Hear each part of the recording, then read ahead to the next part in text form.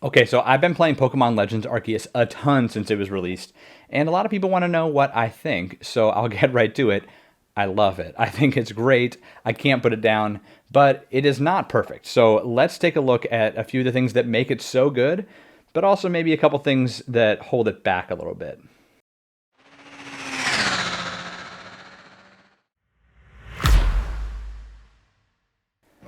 I've been playing Pokemon since I was 6 years old, and I have always dreamt of a game that was just like this, especially ever since I got just utterly lost in the magic of my favorite game, which is Breath of the Wild. And as the years have gone on, I have honestly lost all hope for that, especially with Sword and Shield. I had just resigned myself to the knowledge that the Pokemon Company, they just seemed completely content to pump out formulaic, bare minimum quality games that would all still sell millions of copies. And then, on February 26, 2021, during a Pokemon Direct, Nintendo came out of nowhere and they announced an open world Pokemon game. Here's just a part of my live reaction to that news. Guys, I've literally got goosebumps. This seems like it. Okay. This is cool. Wait. No way. Oh my gosh, this is like open world Pokemon. That's at least what they're making it look like. This is what I've been wanting for years. Oh my gosh. I need to see more of that game. So for me, the hype has been real really ever since the start. And to be honest, I think the game mostly meets the hype, which is amazing considering it is a major departure from past games in the series. There are no more numbered routes in a grid layout. There's no more Pokemon League or gym battles, and the battle interface is completely different. There are so many new things about this game, but I think that they all boil down to the fact that this game answers a simple question. It just asks, what was the Sinnoh region like before the Pokemon industry ever developed? The model of the Pokemon series has always been, gotta catch 'em all. But if you think about it, that's never really been the goal. The games, the anime, the card game, they've always given you the option to catch them all. But the most important thing has clearly been to be the very best like no one ever was. It's always been about battling, training, and beating the Elite Four, you know? Pokemon Legends Arceus is a game that is truly about catching them all. Up until now, you've always been the Pokemon trainer first and foremost, but in this game, you're a Pokemon researcher. It's almost like you're the first ever Pokemon professor. It's pretty cool. Your role in the world is kind of closer to Professor Oak than it is to Ash Ketchum. And it turns out, at least for me, being Professor Oak is even more fun than being Ash Ketchum. I am in love with the casual quest-based gameplay of this game. There's a very new story, and it's not half bad, but the best part of the game is when you're just able to roam free and explore the world of Hisui, do whatever you want. Granted, they take way too long to let you do that. I'm going to talk about the utter travesty of a tutorial for this game later, but once you are finally done plodding through, just smashing A, getting through the endless text, they free you up to play the game. It's just a breath of fresh air for the Pokemon franchise. Certainly, it's not perfect, but it feels like it's going to be hard to ever go back to the traditional style of Pokemon games. That doesn't mean that it's above criticism. I want to play a little game, and we'll look closer at a couple aspects of the game of this game. We can call this game Wows and Woofs, because there's lots of aspects of this game that make me go, wow, this is awesome! And then there's a lot of them that make me go, woof, this is just rough. Okay, so let's jump in and check out the first section.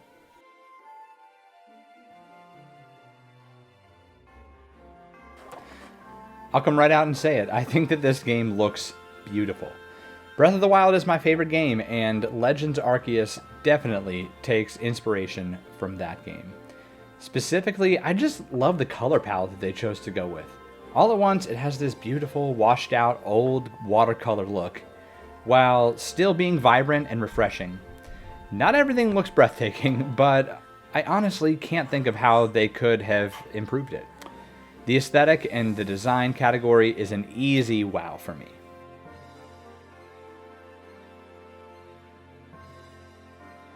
Okay, so I love the overall look of the game, but what about the actual graphics? Like, the game looks beautiful, but are the graphics actually high quality when you look at them? Does it look as bad as people were worried that it might look when the first trailer dropped? Well, I have a lot of thoughts about this. I'm going to try to keep it brief for you guys. Overall, I think the game doesn't really look great at all. It's kind of meh.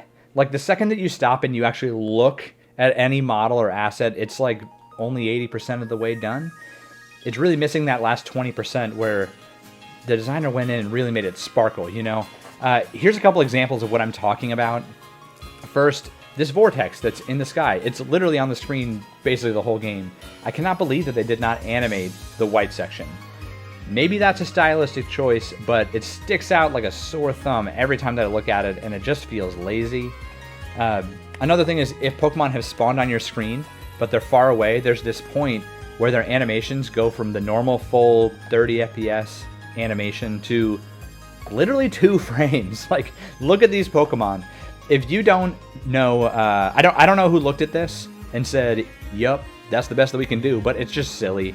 It's so distracting when I see it. I think maybe they were worried about pop-in issues like people pointed out in Sword and Shield, where the Pokemon are invisible until you get really close to them. But this just is not the answer. And then I've ran into this a few times where the Pokemon models just randomly get all pixelated, even when you're right next to them. I'm not sure what that is. It's not that big of a deal, but I've just never seen an issue like that in over 1,000 hours of playing a game like Breath of the Wild. And that's a 5-year-old game. Also, this is only semi-related, but how in the heck do they not have a mini-map on the default screen? It seems like a huge oversight that they didn't even allow you to toggle it on. It just frustrates me. So the graphics aren't great. I'm kind of torn on how to feel about it. On the one hand, the Pokémon Company is one of the most profitable companies in the world. It grosses over $1 billion in revenue every year. Every Pokemon game should be, it doesn't have to be universally praised, but production quality, like graphics, animations, visuals, frame rate, those things should never be an issue for their games. So from that perspective, it's a disappointment. They clearly either rushed the production of this game or they didn't spend enough money on it. Probably both. But that said, it's honestly not that big of a deal to me. I mean, with a game like this, it feels like if you're just missing the point if you're letting those things ruin your experience. It still looks beautiful. Don't forget, the Pokemon franchise has never been associated with cutting-edge graphics, even back to Red and Blue, right? So between WoW and Woof, the graphics and animations are certainly a woof for me. I definitely do notice them, and I wish they were better. But compared to a game like Breath of the Wild, Pokémon Legends Arceus just kind of looks like straight trash from time to time, to be honest. But don't let that get in the way of enjoying the game itself. It's a really fun game, and like I said, if you get past that, it looks beautiful.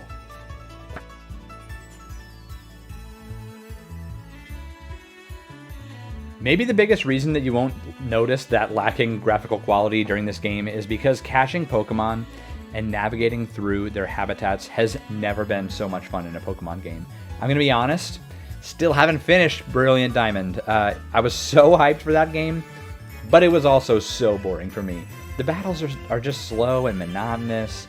The text, animations, the scene changes, they felt like they had all been set to 50% speed. In contrast, this game doesn't slow you down at all for catching Pokemon or for battling. You want to catch that level 3 Shinx? You don't need to find it randomly in the grass and then open up a menu and throw your Great Ball and hope to catch it and then go through the Pokedex entry and nickname it and all that stuff. Now, you can literally catch it without breaking your stride while you are running. You can just take the Pokeball out and whip it, you know? It can take half a second of extra time to catch a Pokemon. Battling them is the same thing. The battles are super quick and they look amazing. Gone are the preset battle environments of the background, you know, like, you're in a cave, here's the cave scene. They don't just rip you out of the world and put you in this fake environment that only exists for the sake of battles. In this game, you just plop your Pokemon out and you battle in the open world. If there's another Pokemon nearby, you know, it might choose to battle you at the same time. If you don't want to battle, you can literally just run away. Or if all 6 of your Pokemon faint, you don't just randomly white out. You have the chance to scurry back to a camp and heal yourself up without whiting out. If you run out of potions or Pokeballs, they actually give you a way to fix that without returning to a Pokemart. It's just so fresh compared to other games. So this is a huge wow for me.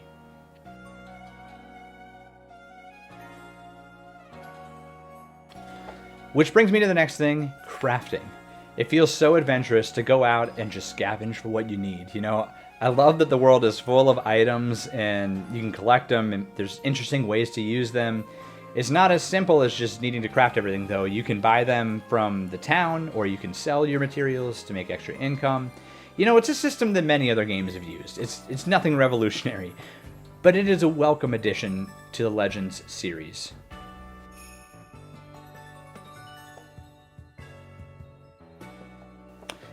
So they pretty much just copy-pasted the crafting mechanic into this game, but something they refused to copy-paste was the controls and the button mapping. And it is frustrating. I'm probably 50 hours into the game right now, and I still miss inputs on a regular basis because the controls, they just feel unnatural compared to other games that I love. For example, to get to the menu, you need to press up on the D-pad? What a random button to have to press to get to the menu. On almost all Switch games, the menu is accessed by pressing the plus button, maybe sometimes the X button. But in this game, the plus button brings out a Pokemon to ride on.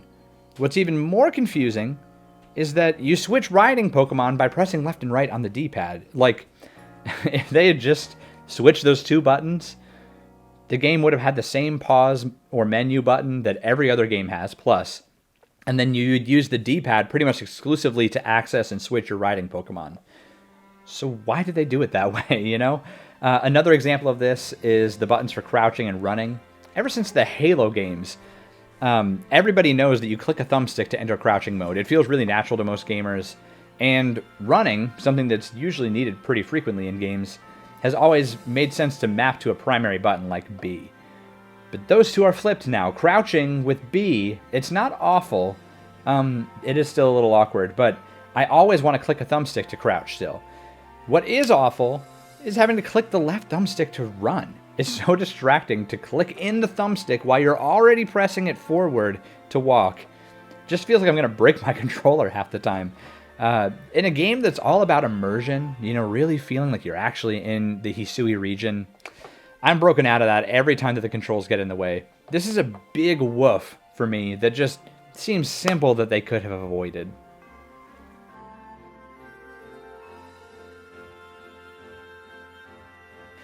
Speaking of immersion, one of my favorite parts of this game is how they let the setting of the game, which is a world before the modern Pokemon society began, how they let that direct how the game plays. It feels so fresh. Here's a couple examples of what I mean. Here, one. In the modern games, your goal is just to catch and train Pokemon. All the research has already been done, and you have a literal handheld computer encyclopedia that tells you everything that you need to know. It's called your Pokedex. But in Legends Arceus, the Pokedex is a field notebook. And your goal isn't simply just to catch and train Pokemon, but you have to research and report your findings. The story also shares the origins of names that we know from the later games, like Pearl, Diamond, even Galactic. The world's far more wild and domesticated. They've got weird features and mechanics that don't exist in the future of the Pokemon world. And some beloved mechanics, like breeding, have been cut from the game, but that makes sense to me because breeding wouldn't have existed during a time when we didn't understand how Pokemon live and how they multiply. All of this gives a refreshing new start for Pokemon. For the first time in over 20 years, I don't know what's coming next. I run into situations and I don't know the best strategy. It's so much fun for me. So this is a huge wow for me.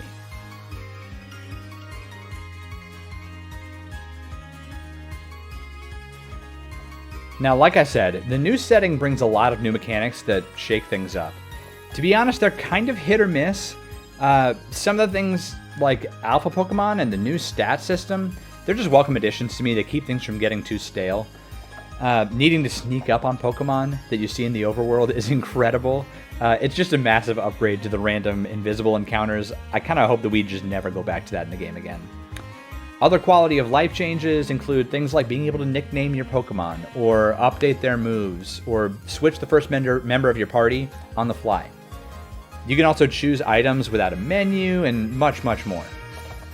They're not all bangers, though. The new boss battle system, it's just clunky at best, and it feels out of place to me. I would have loved if it was a little bit more similar to Den's in Sword and Shield. Maybe the Pokemon are, they're out of control and you need to fight them with a full team of 6 of your Pokemon, and you have to train up a specific team to be able to beat that Pokemon. That would have been really cool. Another mechanic that falls short is that some Pokemon are aggressive and they'll chase after you. I find this super annoying because it feels like I'm always being chased by a stupid Paris, a Zubat, a Luxio, or something else. And what really makes it annoying is that when they're chasing you, they follow you, they chase you, and you're not allowed to fast travel if they're chasing you. It's actually common for me to try to fast travel, and it says I can't because I'm being targeted, and I look around, and I literally can't see a single Pokemon on my screen. So it's not a bad idea, but the execution just isn't great. Despite some misses, I still put the mechanics in a WoW category overall. I applaud the developers for trying new things and creating a fresh game, even though they're not all keepers.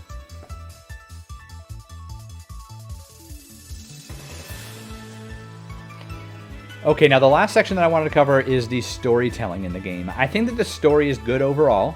Again, it's something that's fresh and new compared to past other games. Sometimes it feels a little repetitive, but I'm not all the way through it. And I actually just hit a new section that's kind of super intriguing to me. So I want to know what happens next. To be honest, that's all that matters. That's the most important thing.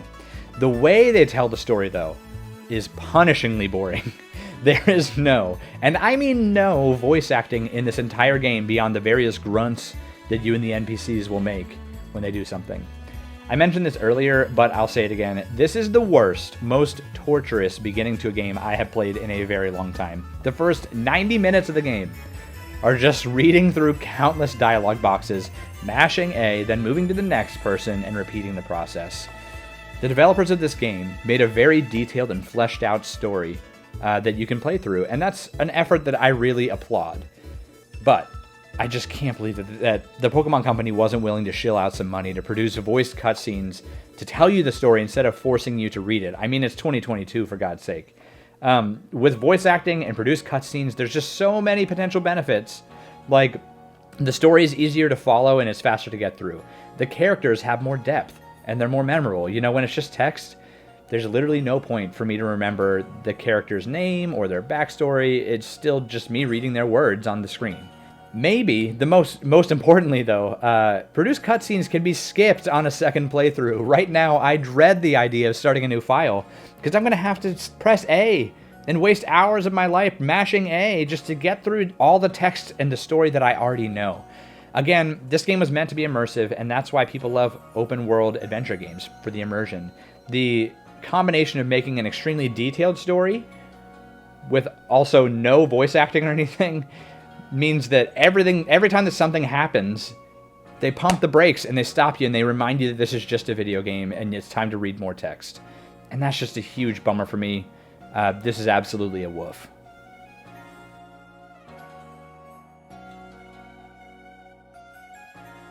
So those are my thoughts about the game. I love Pokémon Legends Arceus, and I can't put it down. It is not perfect, but for the first game in a brand new series, it is a great starting point. There's just a magic to experience Pokemon game for the first time, and Pokemon Legends Arceus recaptures a little bit of that for even a lifelong fan like me. I hope they make more games in the Legend style, and I could see them taking over as the best-selling Pokemon games if the Pokemon Company just tweaked a few things, decided to spend a little bit more time and money in the game, and yeah, it's what it deserves. So, what do you guys think? Are there things you wish I'd covered in this video? How are you liking the game so far? Let me know down in the comments below, and I will see you in the next video. Thanks, everyone.